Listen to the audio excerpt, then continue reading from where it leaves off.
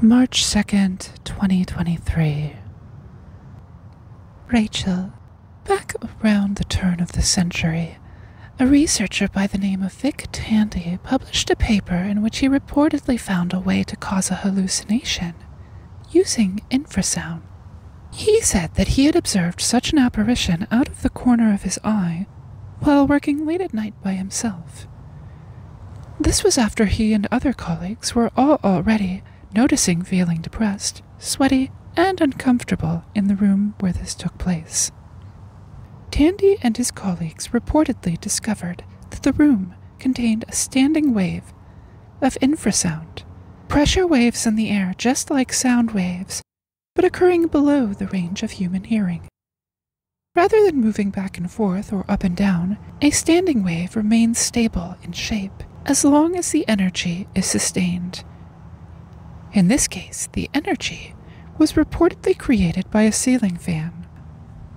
Tandy and others have attempted to recreate the effects of hauntings using infrasound, and they've tried to find infrasound at allegedly haunted sites. But the possible connection between infrasound and some paranormal experiences has yet to be well established or modeled.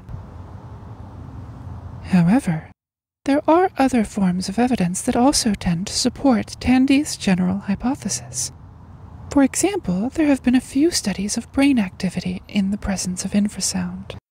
In one study conducted on 14 subjects in 2017, the researchers used fMRI, or functional magnetic resonance imaging, which can map activity inside of the brain in 3 dimensions.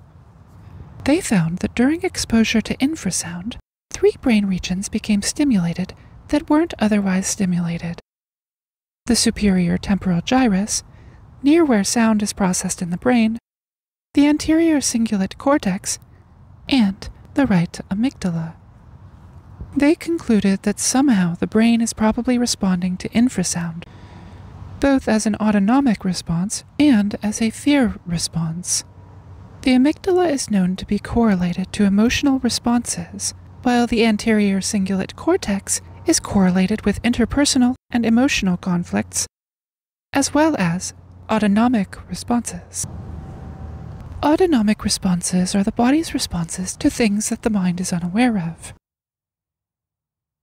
In other words, the brain may be subliminally signaling a fear or stress response based on the body's unconscious detection of infrasound. Their conclusion is both a possible physical explanation behind some paranormal phenomena, as well as an environmental explanation.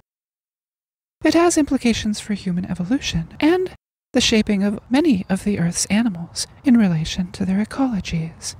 There is also the implication that other subliminal and sensory environmental factors might be at play, such as noxious gases, radioactive materials, volcanism, electromagnetic anomalies, even nighttime luminosities, etc.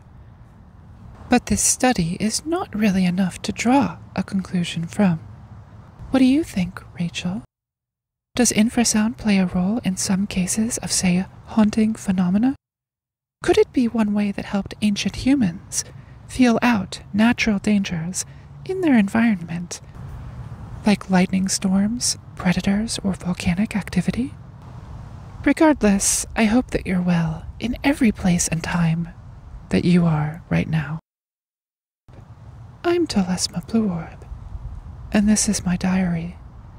P.S. to all my lovely listeners, thank you so much for listening. I am not an expert in the topics discussed, though I am known to emit infrasound from time to time.